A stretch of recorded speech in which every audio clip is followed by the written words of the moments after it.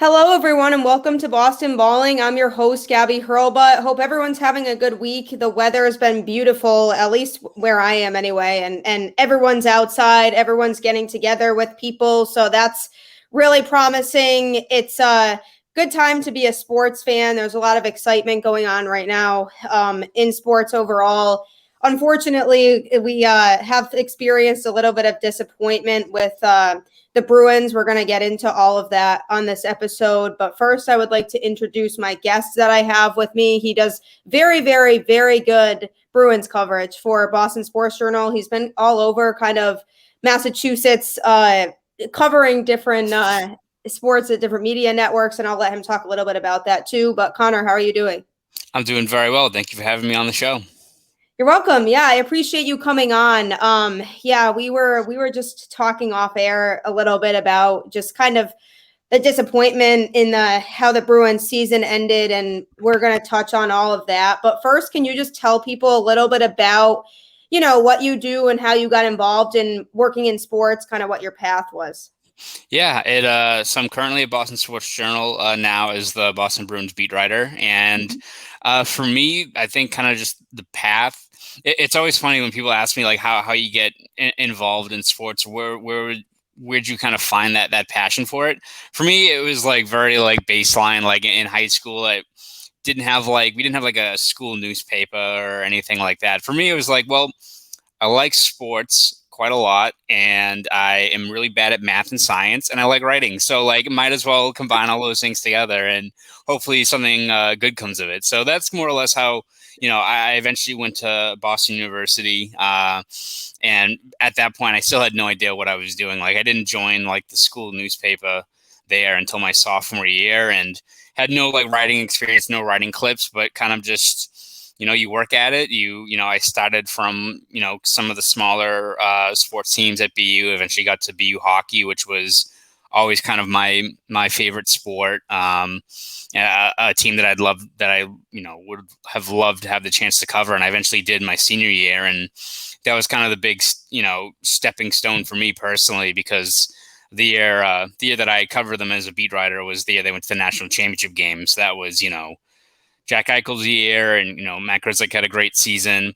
Did not end very well. It was a very bad national championship game, which is stricken from the record. We don't talk of that or mention Providence College, but that whole year was just an incredible experience, and that kind of solidified that this is something I wanted to do for the rest of my life, in terms of just being someone who follows a team who can help readers and followers be like a resource for them, which is what I really like about the job. Is it's not just the fact that this is already a great job of just covering sports, but I enjoy like being that kind of person who my followers can rely on for good coverage. I don't take it too seriously on Twitter or what have you, so I like to have that kind of levity to the situation, which I think you have to have. So that's kind of where I first developed it, and then as you said, I was after college went to the Cape Cod Times for a summer to cover the Cape Cod Baseball League, which great gig. Twist my arm to be on the Cape for a whole summer watching baseball, so that was awesome.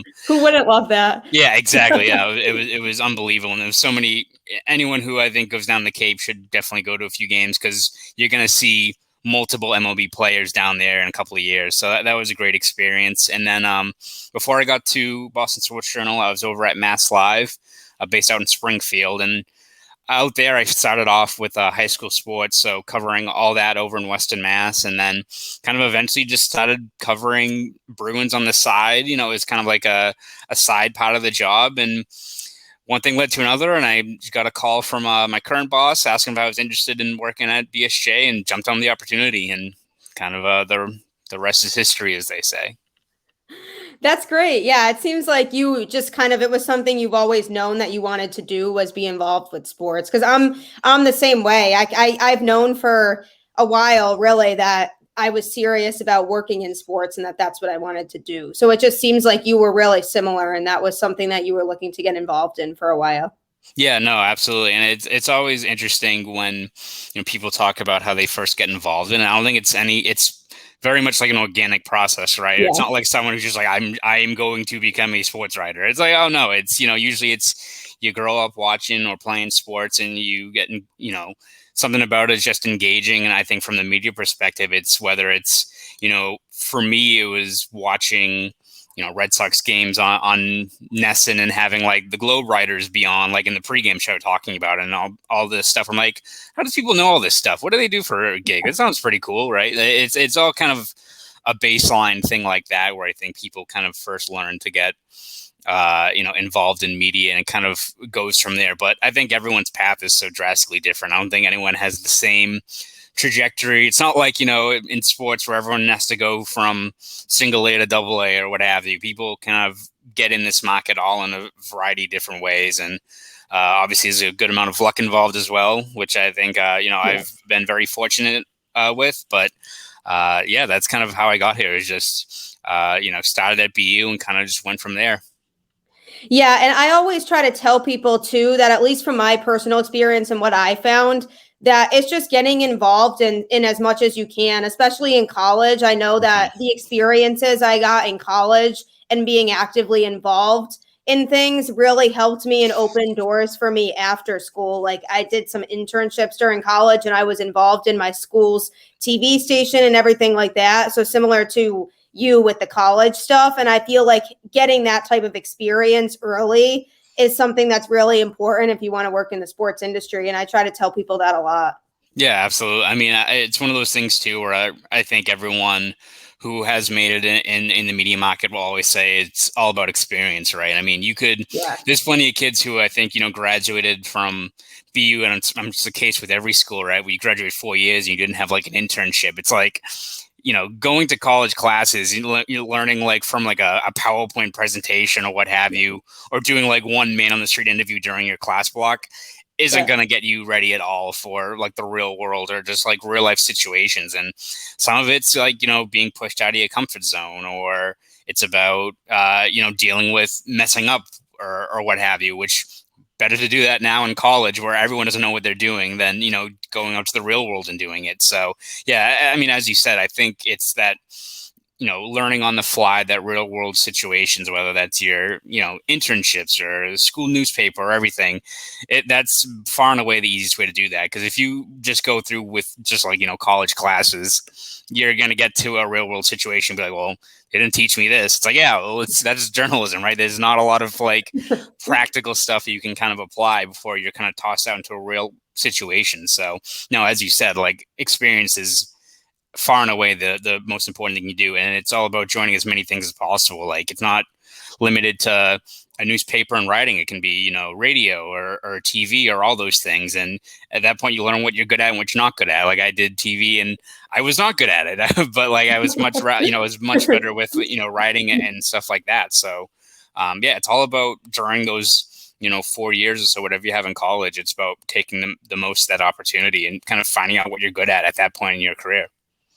Exactly. Yeah, that's very well said. And I think everybody's path to where they're at now is so much different when it comes to the sports industry. So I love having conversations like that with people and just hearing about their journey and how they got to where they are. But you put that perfectly. It's just about getting those experiences, figuring out what you like and what you don't like, and really learning and actually doing things that you're going to do outside of college when you graduate, when you step into one of those roles, because a lot of people just really aren't prepared for really what the sports industry entails unless you actually get that practical type of experience hands-on early. And so that's kind of the biggest advice I give to people when they're in college, is just to take on new opportunities and just try different things and just really get a feel for what this industry is like.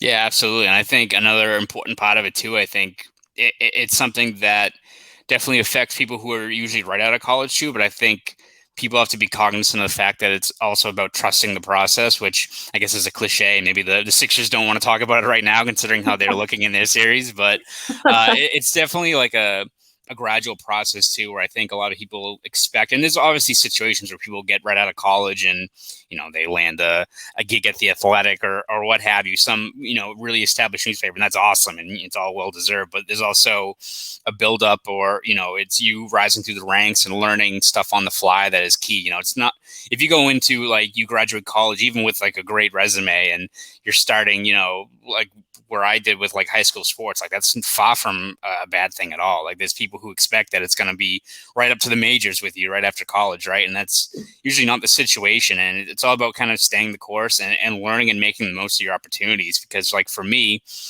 I find, when I was at Mass Live, covering high school sports was much more of a, immersive, challenging task than like you go to a pro game and you've got stats handed to you and everyone. Like what like a real test is like going to like a high school football game and like finding the coach when you don't even know what they look like. Like there's people running on the field. There's like parents you have to get past. Like that's the real challenge. That's like that real world kind of application of stuff you're learning, and it's an important part of it. So I think for a lot of people that are involved in media, it's all about, again, being patient and staying the course, because, even if you may not be where you want to be at that point in your career, if you keep working at it and keep on putting good work, this is something I talk about with a few other people. It's, you may not think that, you're grinding and you're doing all this work and no one's paying attention, but people pay attention. Like people know when you're doing a really good job, even if they're not saying it to you, that, there's always people who are keeping tabs on the next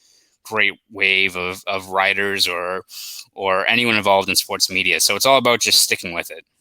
Yeah, definitely. And I can agree with that for sure. And I know that working in sports is such a rewarding thing, and just being able to essentially just do what you love day in and day out, and being passionate about sports like we are. I mean, there's not much we can really ask for, else, because this is what we would be doing at home, is sitting and watching sports and wanting to cover them anyway. So I'm very grateful to be able to have broken into the sports industry. So I'm just gonna, just continue to do my thing, and same with you. And it sounds like you have a good head on your shoulders, and you're just continuing to work hard and move forward, which is really good. Yeah, no, absolutely. I think that's the biggest key, is just kind of sticking with it. It's there's no, again, as we've said, set path to get to, where everyone wants to be in sports media. It's all about, being accepting of where the spot you're in now and continuing to work towards it. And again, if you put together the good work, if you, I think the biggest thing is, like, let's say if you're like a person who wants to be a beat reporter, like, go away from the scrums, right? Like, if you get the quotes everyone else is getting, like, talk to the guy who's sitting at his locker by himself. Think of like a unique storyline. Like, think of anything that, even if an editor from another paper is just scrolling through Twitter and sees the story you wrote, that's a unique story, and you're like, oh, that's interesting. They remember that. Those are the kind of the little things that, people think maybe aren't a big deal, or, all right, no one's noticing me at like this smaller outlet or what have you, but people keep tabs on that stuff. So it's all about just staying the course. And as much as sometimes it can get discouraging because it feels like it can be an uphill climb at times, it's all about, putting the best body work forward. And if you stay at it, stay positive, good things tend to happen to these people. Yeah, I agree for sure. And that's the best advice I think people can take, and just continue to work hard and good things will happen. But I do appreciate you giving us an overview on just kind of how you got to where you are, and just what you're doing now. And so I definitely appreciate that. But we do have a little bit of just, I guess, frustrating conversation to have right now regarding the Bruins, because their playoff exit for me was just, going into the series against the Islanders, I was very excited, and I was like, I think this is going to be a good series, because these are pretty evenly matched teams, and the Islanders were a team that gave the Bruins some problems, especially early on in the season, pre-trade deadline. And so I think going into a series with them, I was like, yeah, this is going to be a competitive series. I mean, they're going to have to play really good hockey, but I think that we can win this series. And, after winning a game on the road, I was starting to feel more and more confident that the Bruins had it. And I was like, this is going to be a tough rest of the series, but I think that we have a really good chance of winning the series. So I guess I just wanted to get your thoughts on the Bruins season as a whole, because overall, I think it was a pretty good season, despite how it ended. I think overall, with all of the factors that went into this season, I think that they were able to put together overall a pretty good season. Yeah, it's definitely it's tough in terms of ending the season on a sour note, because I think, as you said, there's a lot of positives to take from it. Some shortcomings as well, right? I mean, moving on from Chara and Krug, you can kind of debate the merits, demerits of that, but you could probably make the case that going with the younger defenseman probably didn't work out as they expected. But you look at other, the development of Charlie McAvoy, who, I thought should have been a Norris Trophy finalist, who will most likely be one next year and the years after that. Look at continued strong play of the top line. You look at the arrival of Taylor Hall and how much I think that re-energized that second line. Craig Smith was a great free agent signing who really, really paid off all year long. So there's definitely a lot of positives to take away from it. The fact that Rask, played through a torn hip labrum for the entire year and still was very solid, especially in that first round against Washington. So there's a lot of positives to take from it. But, we were talking about this before the show. Trying to spin up the positive optics of it is so much tougher when you lose to a team like the Islanders, which give them credit. They played very, very well, really kind of shut things down in Game 5 and especially in Game 6. Well coached, deep team, which I think is what the Bruins have to address this offseason, is depth. But the optics of, let's say the Bruins win and they move on to the next round and probably get smoked by Tampa. I mean, Tampa looks terrifying. Yeah. But if they lose to Tampa, you're you can at least spin of good season, came up short, but Tampa's Tampa, right? It stinks, but that's kind of how you can spin it. Lose to the Islanders, a team that Bruins probably should have beat, all things considered. It probably, I think the series kind of changed as soon as Kahlo, got hurt, and that net front defensive presence kind of more or less imploded on them. But it's so much tougher to kind of spin the whole year as a positive, or at least another, step forward where you can, even let's look at Taylor Hall, right? Who I think for most of the regular season was dynamic, completely transformed that second line, then went a little quiet in that Islanders series. You have the discussions of well, is he a real good playoff guy? It's well, he looked really good in the Washington series, guys. And he looked really, really good in the few weeks before that. It always stinks that usually it's a playoff loss is how a lot of people kind of sum up a player's season. So even a guy like Grzelcyk, who I thought, after he battled some injuries early, was really, really good this year, especially with McAvoy, but then had maybe the worst game he's played in years in that Game 6. Yeah. So of course now everyone's well, we got to get rid of Grzelcyk, or it's no, guys, relax. He was not good. We can admit that. Brad Marchand was not good in Game 7 against St. Louis. I don't think we're moving on from him, right? You have to be pragmatic about how you kind of view these kind of season-ending losses and moving forward. So it's unfortunate that it ended like this, because I really thought, and I think a lot of people agree, that this team looked like it could have gone on a very, very deep run. I think if you looked at them on paper, there's a lot more to like about them as opposed to even the 2019 team in terms of just how they addressed such a key issue with that second line. But unfortunately, the road was a lot harder this year than it was in 2019. You still had Tampa in the way that even if you got past them, I don't see, maybe Vegas beats them, but I don't see a team that can, be like the Lightning, where they can win 6-5 or they can shut you down 2-1 as they did against the Islanders. I mean, that team is just loaded.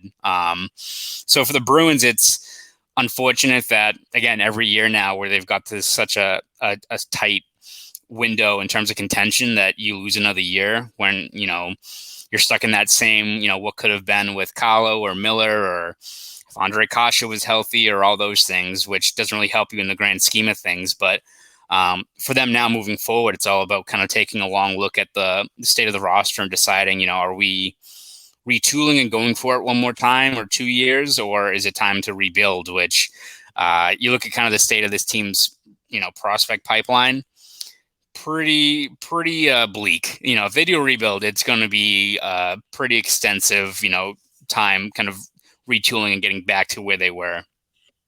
Yeah, I mean, people definitely can be really reactionary after a loss like that because of the frustration and just being upset that they fell short. again. And I think, yeah, that reactionary behavior we saw kind of come out in a lot of people that were like, oh, this person was not good, so we need to get rid of them. But if you look at just overall how they've been, we know that that's not realistic. So I think people just don't always think those types of things through. And with Taylor Hall, when we acquired him at the trade deadline, I was really excited. I was like, this is somebody that I think actually could be a really good addition to this team and kind of give them that boost. And I was waiting for him to have a big playoff moment during the Islanders series because I was like, he's been a little too quiet. His moment has to be coming at some point, I would think. So I was sitting there game to game, just hoping for him to just have a breakout moment during that series because I was like, yeah, he was so good during the Washington series that where is that Taylor Hall? And I think in general, you said it really well when you said the fact that they lost to a team in the Islanders that was a beatable team for them when you're looking at it at the end of the day. And I think there's a lot of things I can pinpoint from that series that changed a lot of things. I mean, game 2, that turnover is one of the biggest things that I feel like really changed a lot of the momentum of the series as a whole, because then you go and you win game 3 on the road, which is good. But everything after that just kind of went downhill. And it's like, had you won game 2 at home and gone up 2-0, that would have going to go on the road. That could have significantly just changed how the rest of this series went down. And it's just really, really frustrating that I'm going to think back to that one play and be like, if this hadn't happened, the whole entire series could have been different because it's so much better going on the road with a 2-0 series lead than with the series tied at 1 because you lose a game in overtime at home on such a bad turnover like that. You know? Yeah. It's one of those things where I think for every single team that wins a championship, regardless of the sports, even teams that are absolutely loaded, you still also have some fortune on your side too, right? It's so for the Islanders, I mean, it seems like every single break went their way in that series, right? I mean, some of it, of course, is incumbent on the Bruins of, like their PK going from the best in the league that was shut down against a legitimate, like, top 5 power play in the Capitals. You expect, all right, we're going on to play the Islanders where you have to be careful for Barzal. But other than that, it's not like they have like these high-powered power play weapons.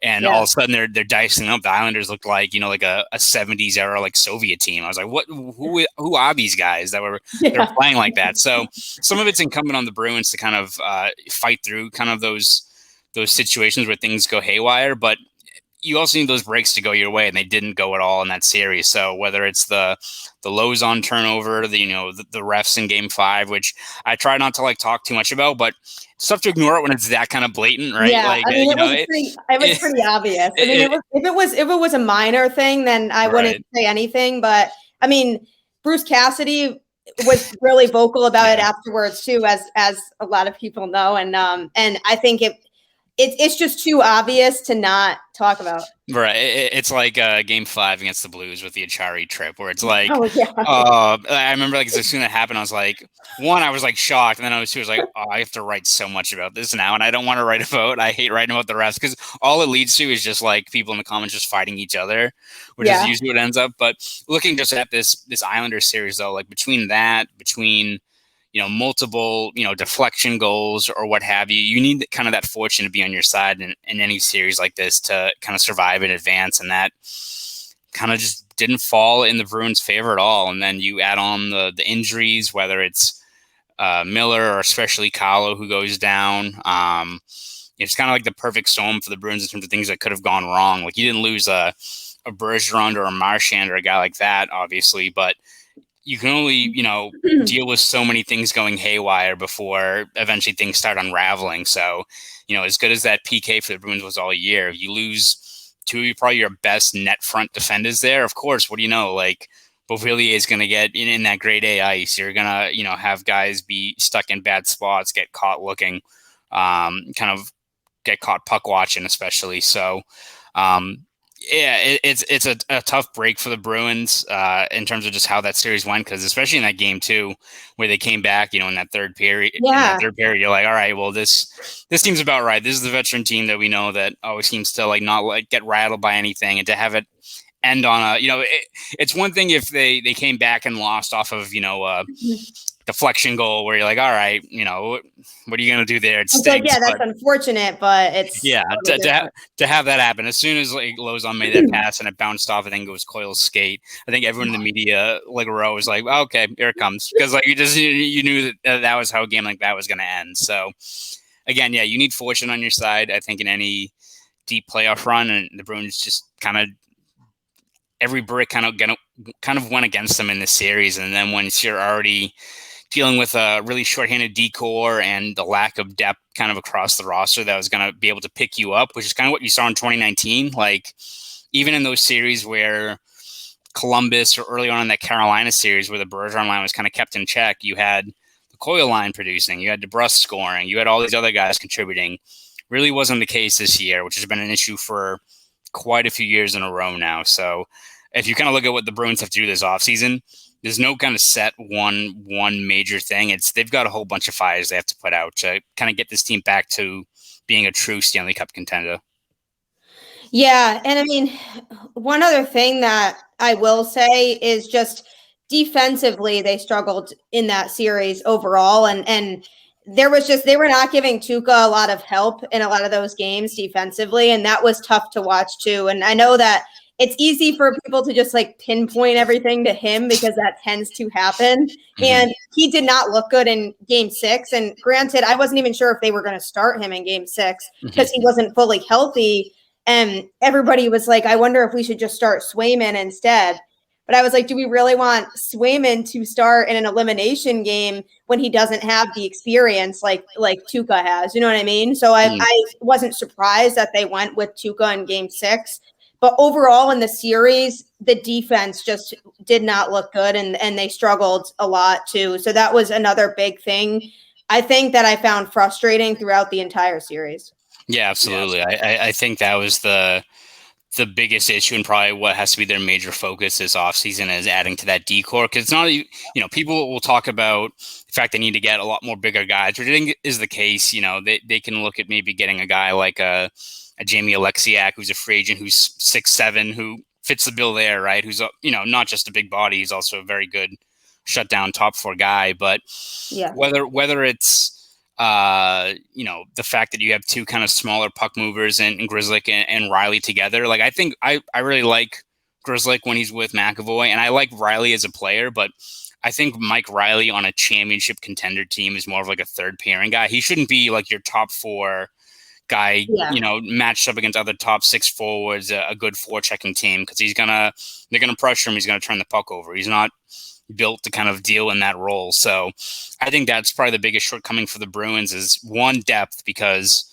as soon as Miller and Kala went down, they really didn't have any other solutions. And I think this was the first real situation, I think, where people looked at the state of the Bruins prospect system, and it's like, all right, we have, Lozon's playing, but we have Zaboral, who we went into the year as a starter. We have Urho Vakanainen, who we've been waiting forever to break through.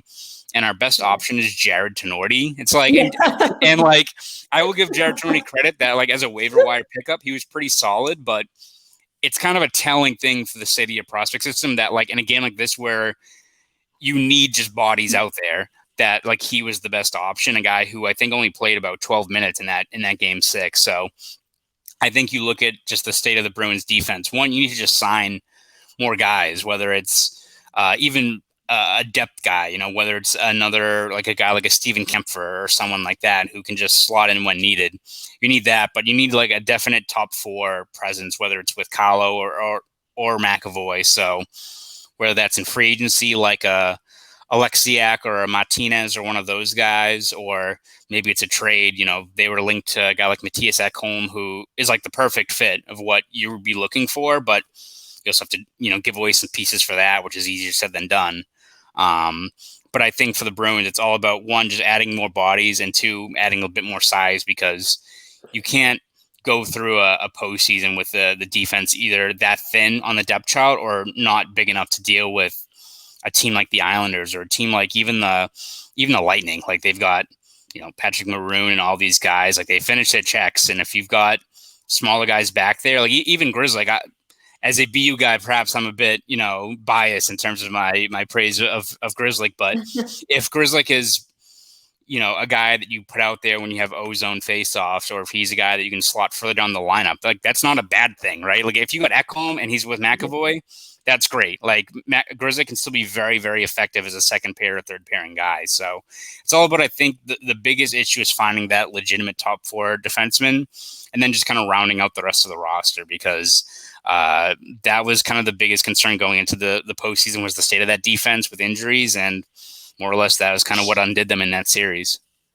Yeah, I think the depth issue we really, really did see just kind of as the postseason especially progressed, and just, the lack of performance from certain people. And then obviously, like you said, injuries were a factor, but you're exactly right. I think there's just teams that are deeper than them right now, and that just needs to be addressed this offseason. I think there's a lot of things they can do. I know some people are saying, well, we might as well just throw in the towel now and just get rid of a bunch of people and just rebuild.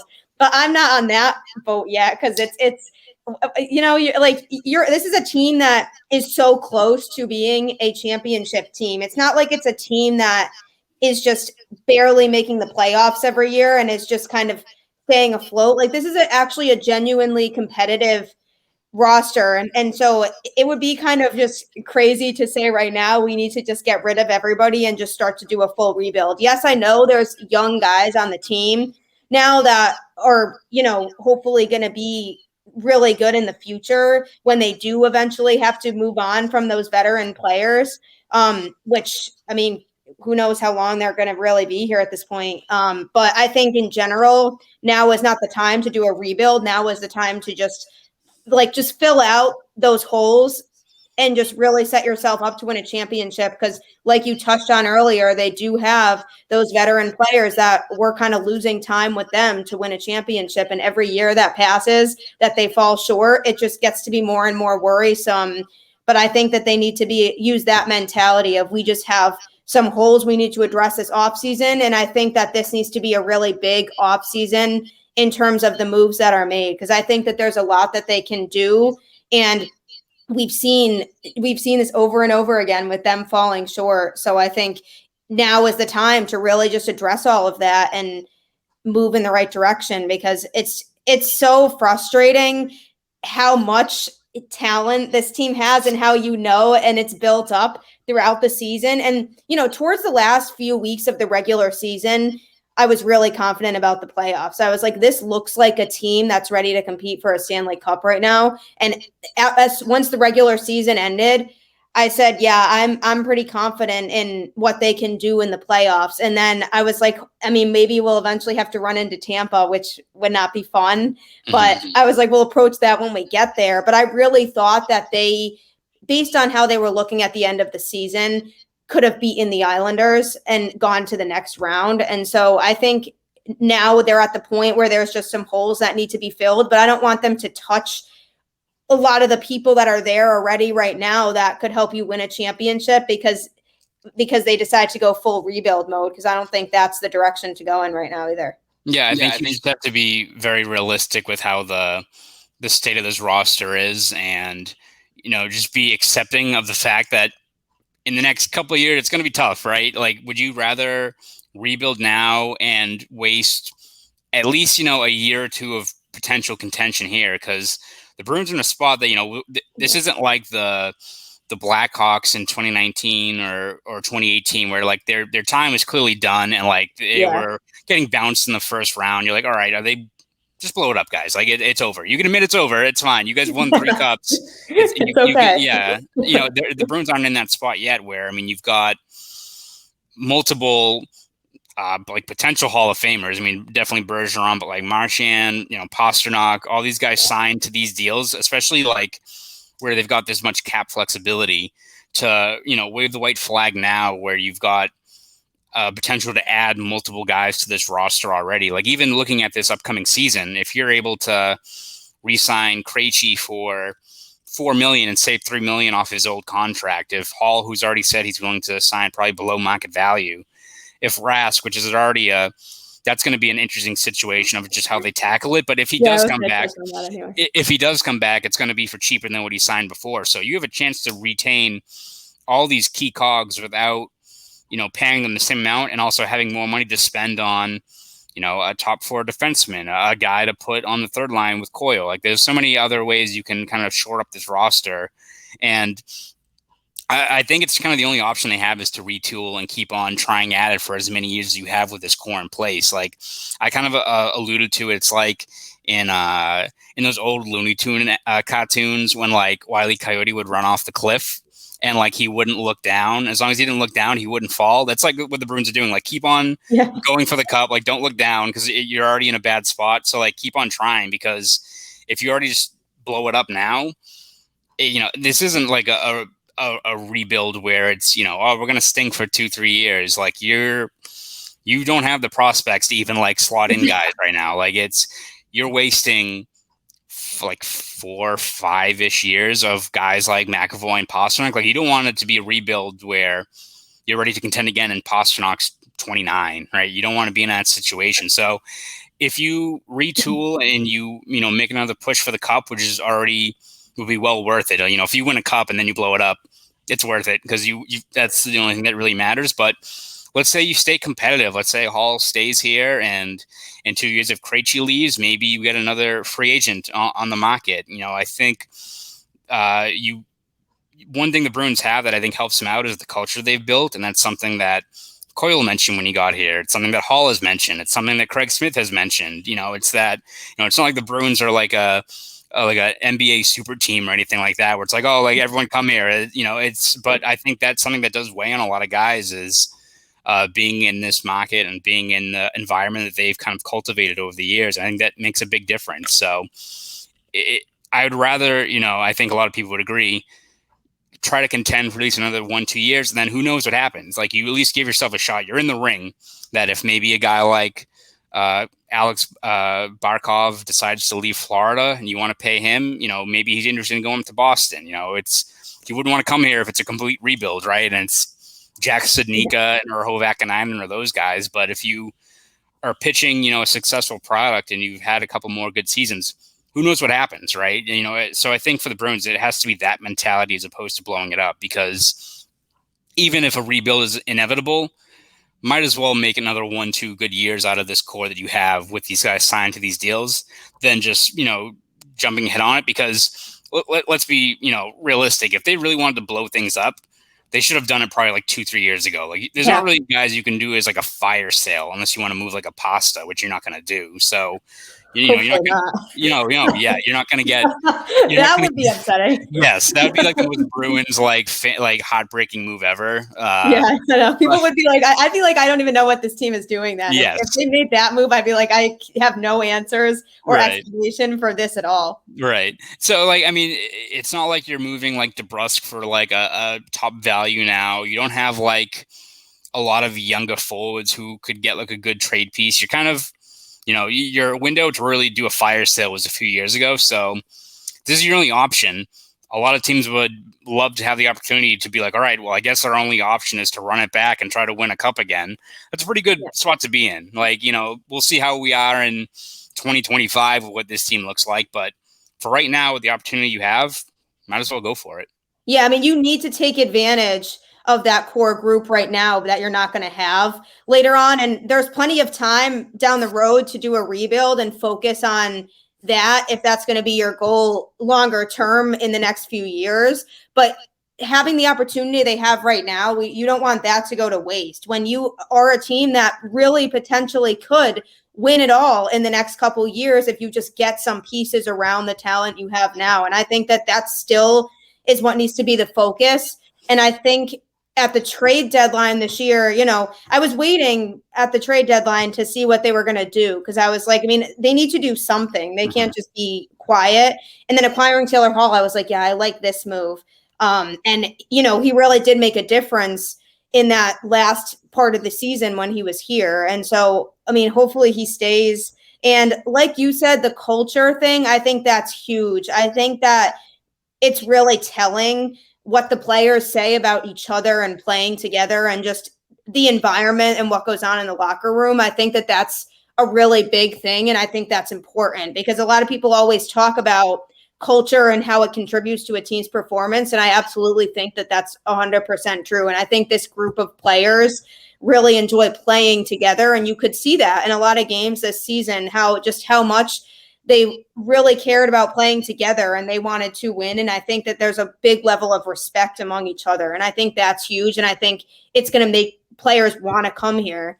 And that's a big thing. If players want to come here, then you're in good shape. You know what I mean? And I think there's a lot of players on this team that other players would want to play with. So I think that's an important factor as well. And I think when you have the players that you have, you really do have the potential to win it all. And it's the way that 2019 ended is just so disappointing, even more so, I'd say, than this year, because that was a team that had all of the momentum. And I was like, this series is just so, that series against St. Louis was just so up and down, just a literal roller coaster every single game.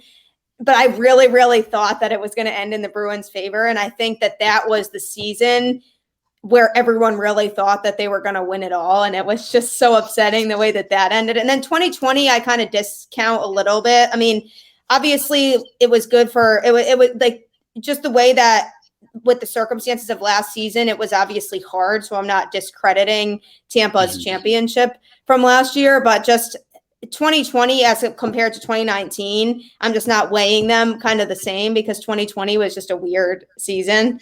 But I think in 2021, when you look back at just how this team was, I think ultimately at the end of the day, when it came down to the playoffs and you were playing other tough teams too, you just saw the lack of depth compared to the Islanders right now. And I think with the Islanders, like you said, they don't have a bunch of like just great goal scorers either. It's not like they're just like a super offensive heavy team, but their defense was fantastic. And they had a couple players that came back from injury that really stepped it up in that last part of the series too. And I think that that was huge for them as well. So I think when I look at how the Bruins are constructed right now, if you just find a few more pieces, this could be a really, really scary team. And if you did, even if they did nothing, if they sat around and did nothing, which would obviously be very disappointing and isn't going to happen, they still would be a playoff team next year, I think. Like they still have the talent to be a playoff team regardless, but that's not the goal. The goal at this point is to win a championship because you've had all of these opportunities and haven't been able to finish. So the goal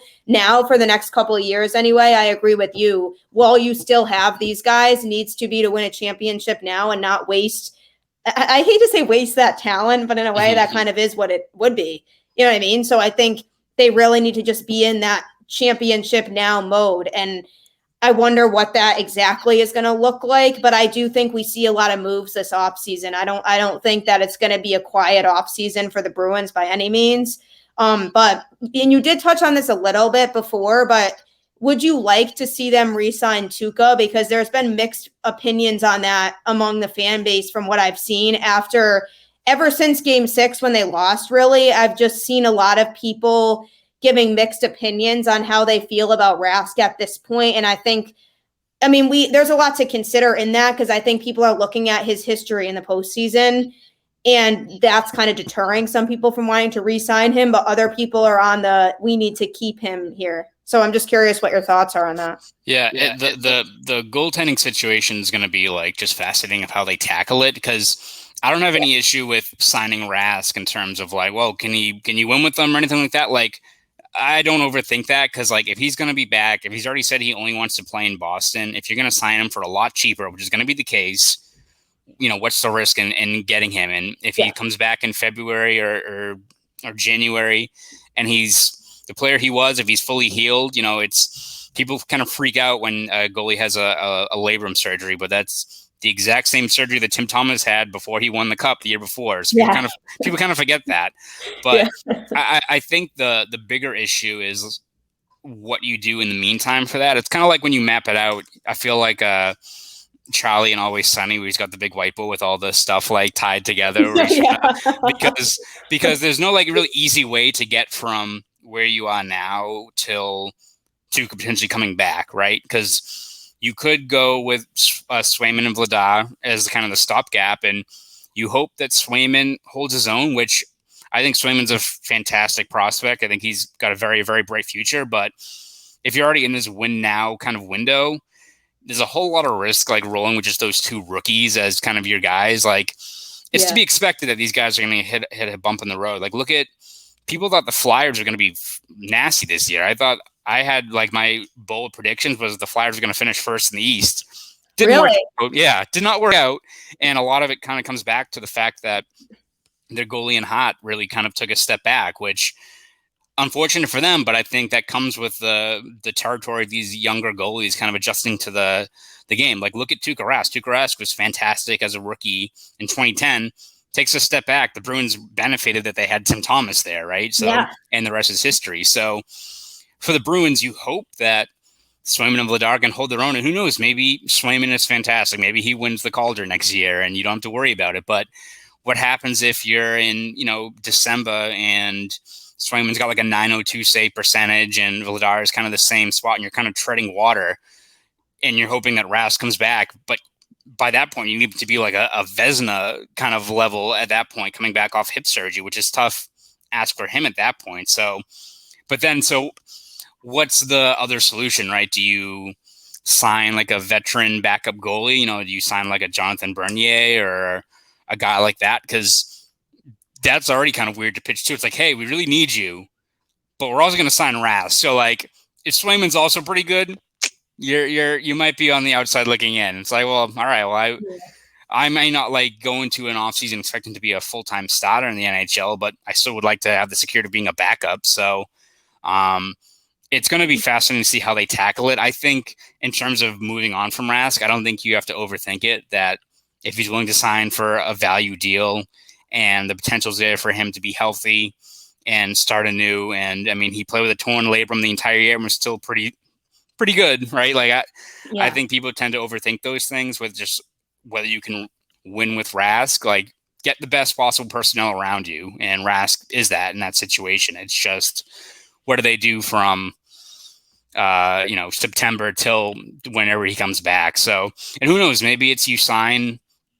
I'm like going through all the scenarios now in my head of like, all right, there's so many because the whole goaltending situation in general is just a big question mark. Yeah, so like let's say maybe they sign like a guy like Bernier and it's Swayman and Bernier and Rask comes back, and by that point you tell Swayman like, all right, like we're gonna give you the starting gig down in Providence now. It may not be where you want to be right now, but you're gonna get reps every single day, and we try to win for a cup now, which is a good situation I think for the Bruins to be in. But if let's say Swayman has like a 925 save percentage, then you're in a kind of a tougher spot. So it's going to be fascinating to see what they do. It's a situation where if it all works out, the Bruins are in a spot that most teams would kill for, where you've got a veteran guy, your number one guy in the spot, while also having a great backup goalie that is going to develop and hopefully be your number one for years to come. It's just you got to get to point B, and trying to find where to start at point A. It's so up in the air right now. So it's going to be, I feel like there's going to be a scenario where this entire offseason I'm going to write like 45 different scenarios of what they're going to do. And I don't know what exactly the best case is. But if you end the year with Rask healthy as your number one and Swayman as your backup, who has taken another step forward in his development, or at the very least has adjusted to the NHL game and has gone through those bumps in the road that come with, adjusting to the pro game, you'd have to be thrilled. It's just getting there is going to be the challenge. Yeah, and I really like Swayman, and I'm glad that he was able to get his feet wet and we could start to see what he has. And he's definitely going to be, as long as he continues to grow and develop the way that he has, he's going to be a really, really solid guy to have there for us for years to come, like you said. And I think that he's somebody that we know that we can hopefully look forward to as like the future of the Bruins in that position. But it's just a matter of what do you do from here? Like, where do you go? I mean, you touched on something I was going to mention about Tuukka in particular, that, I mean, yeah, I don't really see a huge harm in bringing him back. I mean, I don't understand really the thought process. I mean, I kind of am trying to understand the thought process behind the people that say absolutely not. Mm-hmm. But I'm having a hard time really agreeing with any of that, because there's not really, you can't really, there's no way to really, it's not going to hurt you. You know what I mean? If you re-sign him, like, I don't really understand kind of where people are coming from with that. It's just, yeah. How do you approach that situation? Like, I mean, do you, until he comes back, do you just rely on, maybe you do roll with Swayman and you don't sign somebody else? Do you know what I mean? Maybe you just, maybe that's your guy. And then when Tuukka comes back, maybe they play it safer with him. I don't know. There's a lot of different directions it can go, but I'm kind of on the, if they re-sign Tuukka, I'm like, I feel like this can only benefit us later on in the season. Yeah. So that's kind of where I'm at right now. Yeah. And I think you have to view it from the perspective. I think if you want to give a take as to why they should move on from Rask, and you talk about the cap, I guess I could kind of see it. Like, he's not going to cost as much as he did before, which is a given.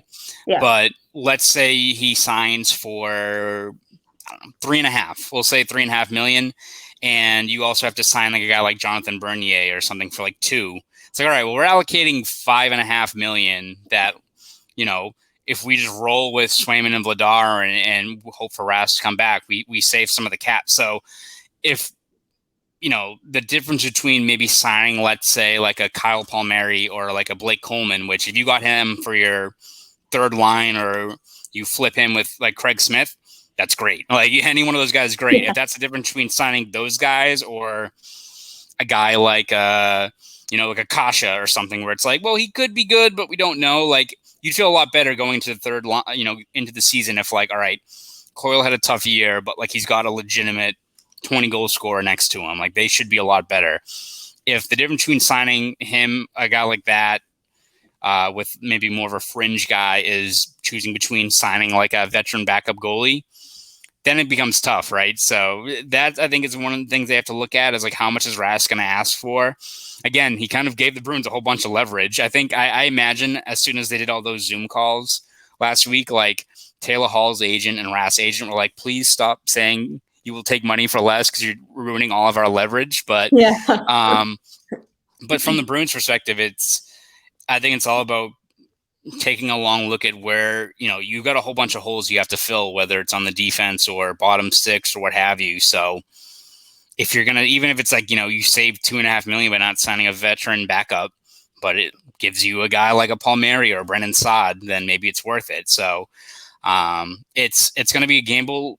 You know, we'll see what happens. I mean, they could go with Swayman and Vladar, and if they are not up to the level, there's going to be like a bunch of guys who are not going to be signed who you could try, like Craig Anderson or something like that. Not great, but like, it's at least an option for the, you know, if you're treading water waiting for Rask to come back. So, you know, this is a situation where they could end up looking like geniuses if they save money and sign like a legitimate middle six forward, or it could be one where you can look back on this a year later and be like, well, this was their last chance, and like their forward core was nasty and their defense was healthy and goaltending did them in, right? So it's one of those damned if you do, damned if you don't, right, in terms of how it works, because as is the case with hockey or in any sport, things can go haywire very, very quickly. So it's going to be a calculated risk, kind of whichever route they kind of take in terms of dealing with the goaltending situation.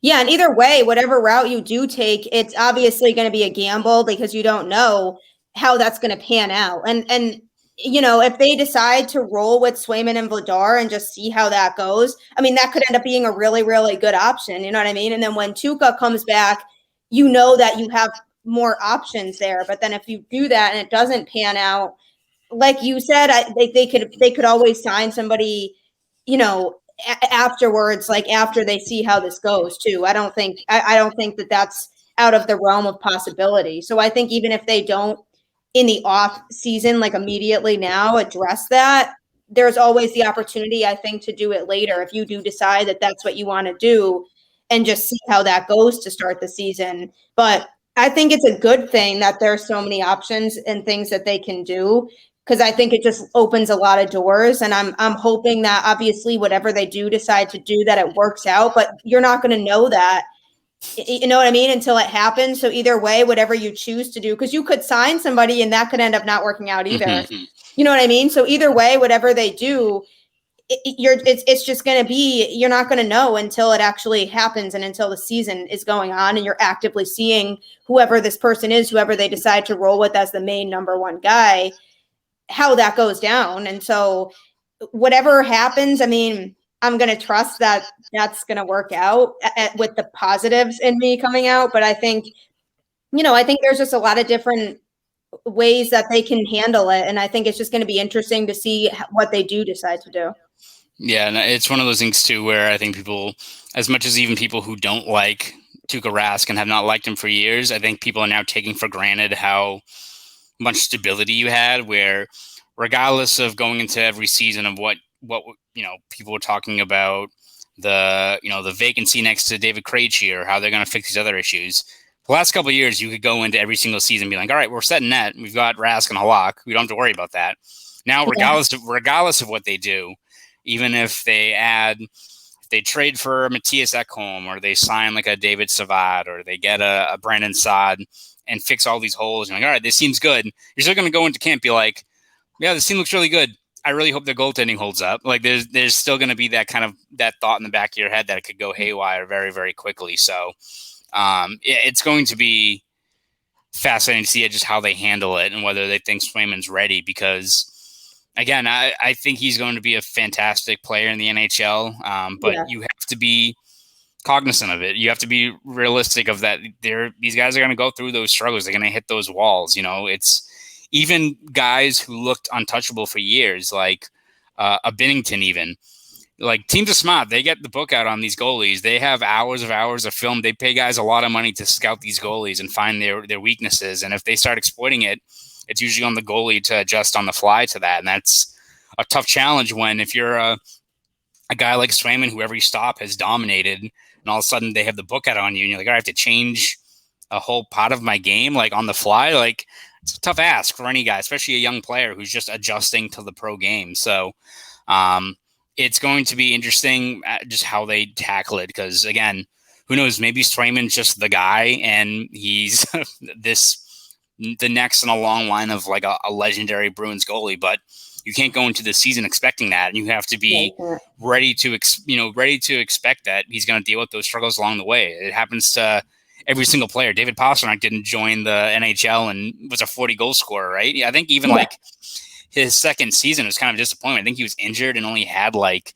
11 goals or something like that. Like, that's part of the process, right? So we'll see what they end up doing, because again, they've got a whole bunch of fires to put out across the lineup, but regardless of even if they spend the most money in the offseason, or they win all the offseason, trade grades, or, they fleece a couple of teams, you're still going to have that thought in the back of your head of like, all right, well, let's really hope he holds his own for the next couple of months.